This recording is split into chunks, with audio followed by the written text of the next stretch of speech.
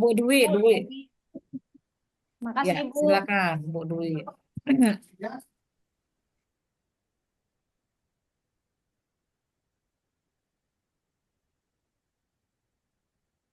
Bismillahirrahmanirrahim.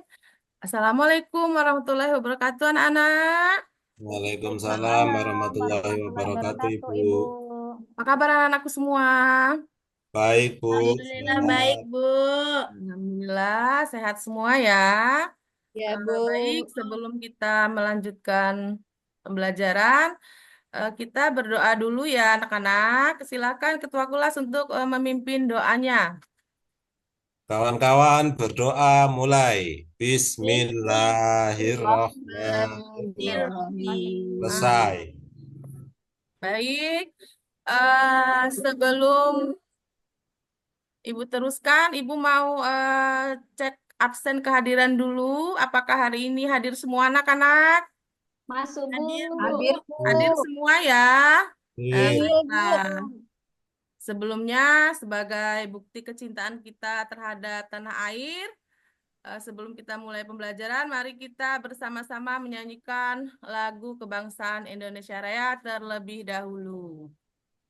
Hiduplah Indonesia Raya. Nah, sekarang, Indonesia. sekarang Hiduplah Indonesia Raya.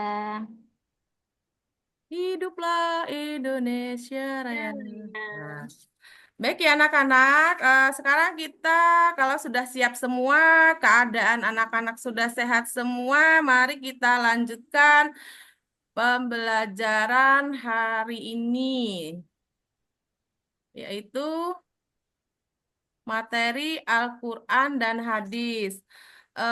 Seperti yang sudah kita ketahui, minggu kemarin kita belajar materi tentang sumber hukum Islam ya anak-anak. Ya, Ya, Bu. Kemudian minggu ini Bu. kita akan belajar materi Al-Quran dan hadis. Sekarang Ibu mau tanya dulu nih sama Mbak Fahmi. Sumber hukum Islam itu ada berapa, nak? Ada dua, Bu. Ya, pinter. Kemudian Mbak Widya, coba sebutkan sumber-sumber hukum Islam itu apa saja? Al-Quran dan hadis, Bu. Oh, pinter semua ya.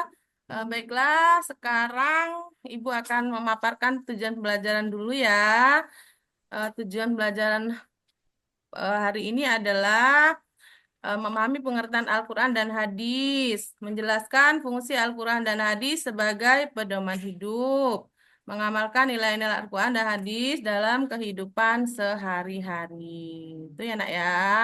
Ya, Bu. Kemudian kita lanjut ke pengertian Al-Quran. Ya, Al-Quran ini adalah kitab suci umat Islam ya anak-anak yang Iya, berisi Bu. ayat Allah Subhanahu wa taala diturunkan kepada Nabi Muhammad SAW melalui malaikat Jibril ya sebagai petunjuk hidup manusia. Itu ya anak-anak. Ya, Jadi Bu.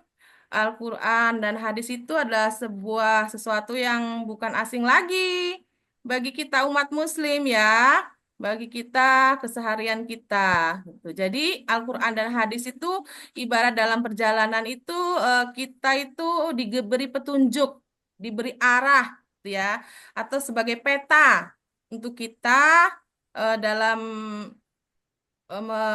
menjalani kehidupan sehari-hari kita ini eh, agar selalu mengikuti ajaran yang terkandung di dalamnya. Itu pengertian Al-Quran. Kemudian kita lanjut lagi pengertian hadis. Ya, hadis adalah segala perkataan, perbuatan, atau persetujuan Nabi Muhammad Sallallahu alaihi wasallam. sebagai sumber yang dikukuhkan sebagai sumber ajaran Islam kedua setelah Al-Quran. Ya, jadi hadis itu mengukuhkan hukum-hukum yang belum terdapat dalam Al-Quran atau eh, menjelaskan hukum-hukum yang belum terdapat di dalam Al-Quran. Kemudian kita lanjut lagi. Fungsi Al-Quran ya. Fungsi Al-Quran itu adalah panduan bagi manusia untuk menjalani kehidupan. Ya, anak-anak ya. Kemudian yang kedua, membantu membedakan antara yang benar dan salah. Yang ketiga, rahmat. Artinya membawa kebahagiaan dan ketenangan bagi umat Islam. Ya, peringatan atau zikir. Mengingatkan manusia tentang kehidupan akhirat. Ya, karena kita hidup di dunia ini hanya sementara ya anak-anak.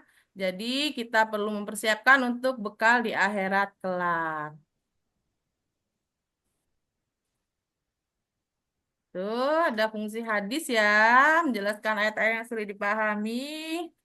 Coba, coba dibacakan anak-anak itu fungsi hadisnya ada berapa itu anak-anak? Ada 3, Bu. Ketiga, Bu. 3, Bu. Coba dibacakan anak-anak, bisa nggak? Apa itu? Menjelaskan Al-Quran. Fungsi hadis itu sebagai Al-Quran dan penguat petunjuk Al-Quran. penguat Al-Quran, Bu. Ya, Bu. Nah, ya, pinter ya. Itu tadi, yaitu hadis itu mengukuhkan hukum-hukum yang belum terdapat di dalam Al-Quran. Nah, sekarang kita masuk ke hubungan Al-Quran dan hadis. Ya, Al-Quran adalah sumber utama ajaran Islam. Kemudian hadis menjadi sumber kedua setelah Al-Quran. Ya, Ya, Bu. kemudian yang ketiga, keduanya saling melengkapi untuk menjadi pedoman hidup. Jadi kedua-duanya Al-Quran dan hadis ini yang menjadi pedoman hidup kita untuk menjalani kehidupan kita sehari-hari. Nah, apa yang harus kita implementasikan dalam kehidupan? Yaitu kita melaksanakan perintah dalam Al-Quran itu, seperti sholat, zakat, ya, dan sebagainya. Kemudian berperilaku jujur, adil, kemudian mempraktekannya dalam kehidupan kita bersosial, ya, sesama, antara sesama. Contohnya, contoh penerapannya adalah satu, membantu teman yang membutuhkan.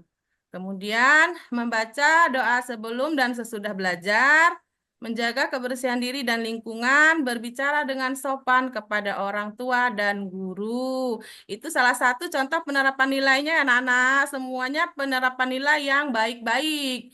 Ya, jadi kalau yang kelakuannya melenceng, berarti dia belum mengikuti aturan dalam Al-Quran dan hadis.